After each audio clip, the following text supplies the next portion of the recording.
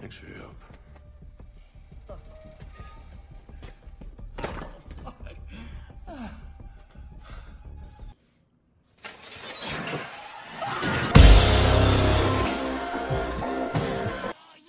Annyeonghaseyo, Cinkudel, yang artinya halo kawan-kawan, bagaimana kabar Anda? Gimana? Berak lancar? Kembali lagi bersama saya Pandela di sini. Di video kali ini saya akan merangkum sebuah film yang berjudul Dead Wish yang dirilis pada tahun 2018. Film ini dibintangi oleh Bruce Willis. Film ini sebenarnya biasa saja, sama seperti film-film balas dendam pada umumnya. Tapi karena disutradarai oleh Elliot Ross, jadi saya penasaran dan filmnya pun sangat menarik menurut saya. Karena diperankan oleh Bruce Willis yang kita tahu ekspresinya yang kalem-kalem tapi bagong. Ya udah, tanpa berlama-lama, kencang-kencang cut, siapkan Amer dan film pun dimulai. Intro. Hingga tetes terakhir, aku suka coklatnya. Hingga tetes terakhir, susu bendera coklat nikmat. 911, what is your emergency? Tingkat kriminal di kota Chicago telah meningkat dalam beberapa tahun terakhir. Penembakan, pembunuhan, penggenjotan, dan berbagai tindak kriminal lain. Hampir setiap hari rumah sakit penuh dengan pasien baru yang mengalami luka tembak, tusuk, bahkan kematian. Dan kisah akan difokuskan kepada sosok dokter yang bernama Paul, di mana dirinya hampir setiap hari menangani korban dari kejahatan brutal yang terjadi. He's lost too much blood. Sorry. Jauh dari wilayah berbahaya dan rawan kriminal, Paul sendiri tinggal dengan damai dengan seorang istri dan anak gadis satu-satunya. Memiliki kehidupan sejahtera, ekonomi cukup, fasilitas lengkap membuat Paul tidak pernah merasakan efek atau dampak dari kejahatan yang terjadi. Oh my god, I have to text Sophie to see if she got in. Sampai suatu hari dirinya makan di sebuah restoran. Ada seorang tukang parkir yang memarkirkan mobilnya, di mana si valet tersebut memotret alamat rumah Paul di GPS mobilnya. Tanpa curiga sedikit pun, itu akan menjadi awal mimpi buruk bagi Paul. Wednesday, 8 o'clock, La Fonda. I wouldn't forget a restaurant like that. Hingga suatu malam saat sang istri dan anak tengah berdua di rumah, terlihat sebuah mobil yang sudah terparkir di balik pohon rumah mereka. Saat sang ibu sedang di dapur, melihat jendela dan pintu sudah terbuka. Dari situ dia sudah merasa bahwa ada sesuatu hal yang tidak beres, lalu menyuruh sang anak untuk turun. Saat melihat jejak kaki di sana, sang ibu pun yakin bahwa ada seseorang yang masuk rumah mereka. Dan benar saja, sang anak yang berada di kamarnya langsung dibungkam dan ditodongkan sebuah pistol di kepalanya. Dan ternyata ada 3 orang perampok yang berada di sana. Pria yang satu pun menyuruh 2 pria lainnya untuk mengikat si gadis, dan dia sendiri akan ikut dengan si ibu untuk membuka berangkas dan mengambil semua uangnya. Saat si ibu tengah memberikan semua hartanya, di lantai bawah terlihat si pria yang justru malah memainkan pistolnya di paha si gadis. Beruntung pria yang satunya mengecam tindakan tersebut, hingga terjadi sebuah pertengkaran di antara mereka berdua, di mana si gadis memanfaatkan situasi tersebut untuk mengambil pisau dan mencoba melawan mereka berdua. Namun apalah daya, saat perampok satunya datang, istri dan anaknya Paul ditembak dan tewas saat itu juga. Mengetahui hal itu, Paul pun merelakan sang istri dan anak gadis satu-satunya menderita koma. Dengan berat hati, akhirnya sang istri pun dikebumikan dengan diiringi lagu Ku Menangis dari Rosa. Maafkan jika memang kini harus ku tinggalkan dirimu, karena hatiku selalu kau lukai. Ku menangis membayangkan betapa kejamnya dirimu atas diriku.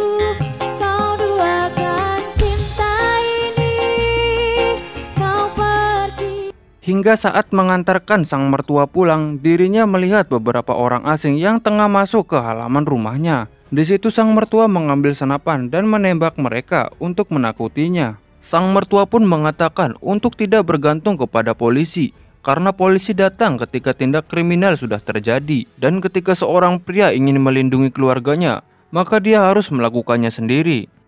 Singkat cerita, Paul pun memutuskan untuk membeli senjata untuk melindungi dirinya sendiri, tapi ternyata diperlukan izin resmi dan harus mengikuti prosedur untuk dapat memiliki sebuah senjata.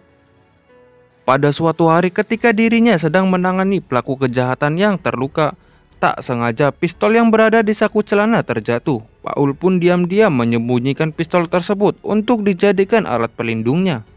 Dari situ Paul pun belajar cara menggunakan pistol secara autodidak dari sebuah video.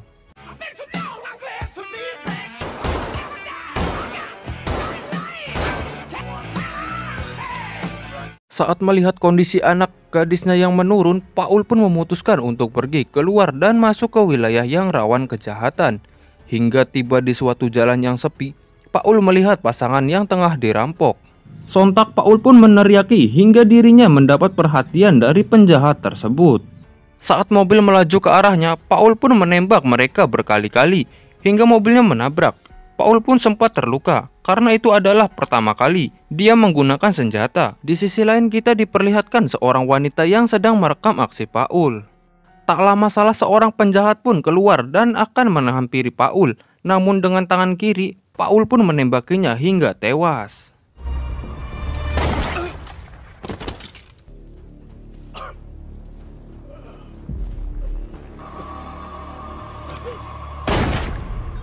Dan saat menghampiri penjahat satunya, Paul pun merasakan kepuasan di mana akhirnya dia bisa menghabisi sebagian sampah masyarakat di muka bumi ini.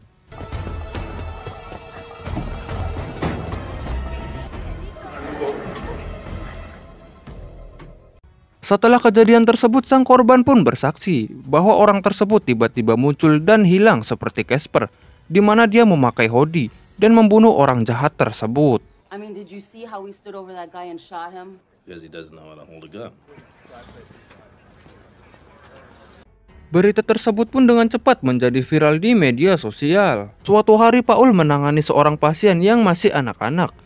Dia melihat bahwa anak tersebut tertembak di bagian kakinya. Saat ditanya, si anak pun menjawab bahwa hal itu dilakukan oleh sang pria berkulit hitam yang suka menjual es krim di wilayahnya, di mana orang tersebut sebenarnya menjual narkoboy dengan berkedok sebagai penjual es krim. Bermodalkan informasi dari bocah itu, Paul pun secara terang-terangan datang ke sana dengan khas jaket hoodie-nya. Tanpa banyak pikir, Paul pun langsung menembak beliau di siang bolong. Insiden kedua tersebut kembali meresahkan dua polisi, yang dimana mereka berdua adalah polisi yang sama yang menangani kasus Paul. Hingga Siti dan Bang Bang akhirnya menemukan sebuah fakta bahwa si pelaku adalah orang yang sama dengan kejadian tempo hari. Di sisi lain, Paul pun terus melatih kemampuan menembaknya di garasi rumahnya tersebut. Hingga suatu hari, dirinya menangani pasien yang terluka. Paul melihat jam tangan istrinya yang terpasang di lengan pasien, yang mana pada akhirnya ia menyadari bahwa itu adalah salah satu pelaku pembunuhan istrinya. Setelah pelaku tersebut modar, Paul dengan cepat mencari ponsel sang pelaku, kemudian mencari informasi di mana dirinya mendapatkan pelaku yang lainnya. Hingga tiba di sebuah toko yang menjual barang curian, Paul akhirnya memulai misi perburuan pelaku pembunuhan istrinya. Hey, buddy, you can't be back. Ketika sang pemilik toko menyadari bahwa Paul adalah salah satu korban kejahatan teman-temannya, dia langsung menghubungi salah satu pelaku untuk datang ke sana. Dan di mana saat pemilik toko akan mengambil senjata, Paul pun langsung menancapkan pisau di tangannya. Kemudian meminta sang pemilik toko untuk menunjukkan di mana barang miliknya yang disimpan. Dan Paul pun akhirnya dapat menemukan cincin miliknya. I hope it was worth it, asshole. Namun tiba-tiba salah satu teman pelaku datang, kemudian menembak salah sasaran yang mengakibatkan sang pemilik toko itu tewas. Terjadi tembak-tembakan di mana si pelaku akhirnya kalah karena kehabisan peluru.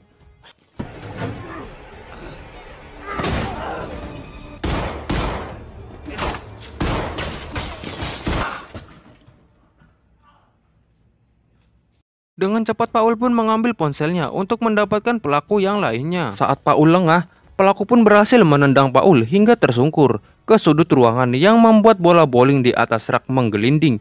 Hingga saat si pelaku akan menembak Paul, dirinya justru tewas karena kejatuhan bola bowling tersebut. Dan itulah yang dinamakan azab goblok. Siti dan Bambang pun datang ke kantor Paul untuk memberitahunya kabar baik bahwa salah satu pelaku pembunuhan istrinya sudah modar. Yang padahal itu semua dilakukan oleh Paul. Paul dalam hati berkata, "Gawe naon sia teh koplok, gue juga yang harus turun tangan." Sat. At the crime scene. My ring. Yeah, that's what we thought. Dengan informasi yang didapat dari ponsel milik teman si pelaku, Paul pun mendatangi pelaku kedua yang merupakan seorang mekanik bengkel, di mana pria itu adalah yang menggesek-gesekkan pistolnya kepada paha anak gadisnya Paul.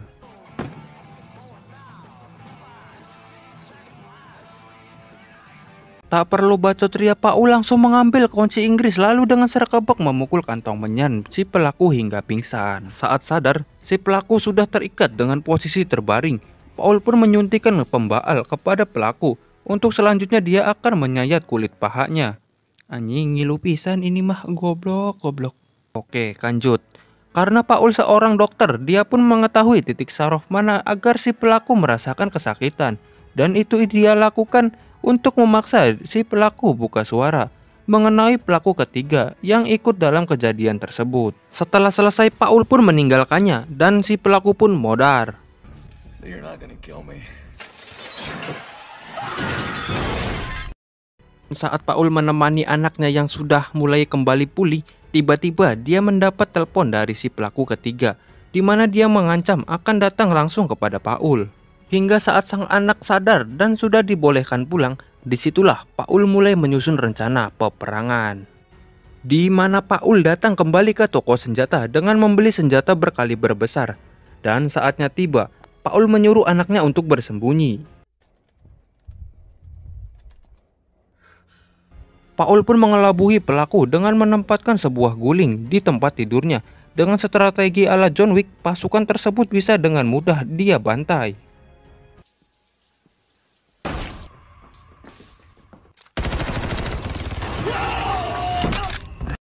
Ketika masuk ruang rahasia, ternyata disitulah pelaku berada. Paul pun ditembak di bagian samping perutnya. Kemudian dengan senjata yang sudah disiapkan, Paul langsung memberondong pelaku hingga tewas.